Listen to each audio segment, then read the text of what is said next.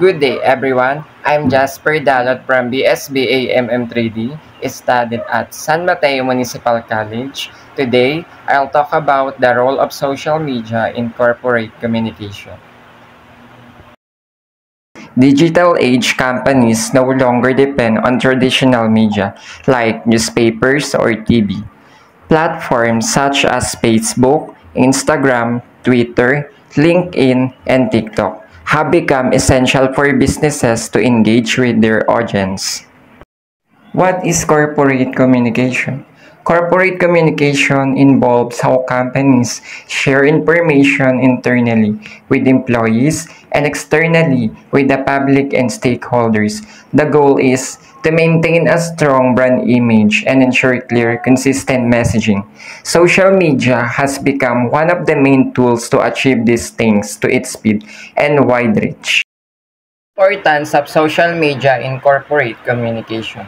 Social media allows companies to, first, instantly reach a large audience, meaning social media enables companies to connect with millions of people at once without relying costly advertising or traditional media.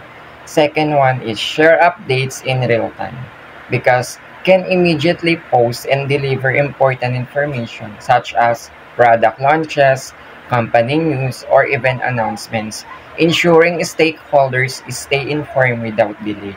Third, build and maintain relationships with customers. Beyond announcements, social media fosters two-way interaction. Companies can address inquiries, show appreciation, and respond to concerns, strengthening trust and customer loyalty.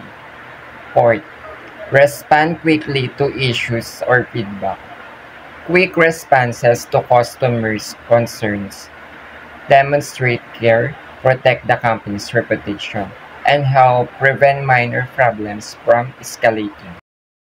Unlike traditional media, it allows two-way communication.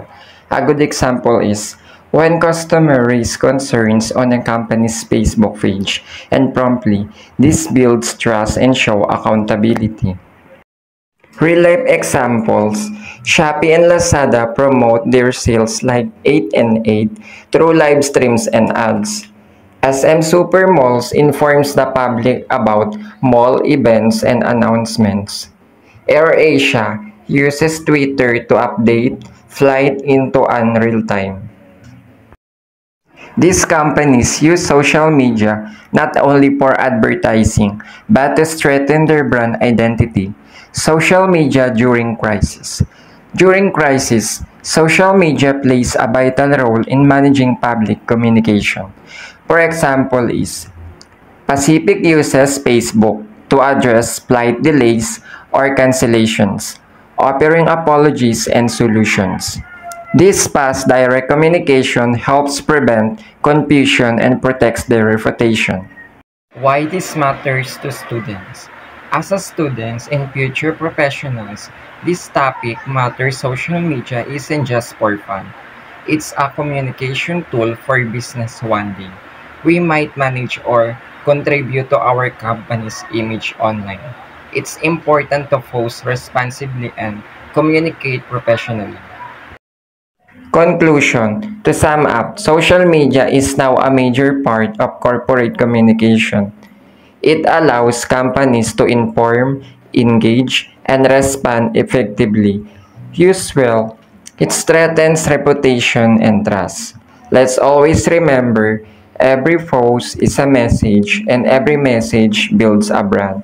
Thank you. What I have learned about the role of social media in corporate communication. For me, as a student of marketing, is that helps organizations connect with their audience, share information, quickly promote their brand, and build strong public relationships.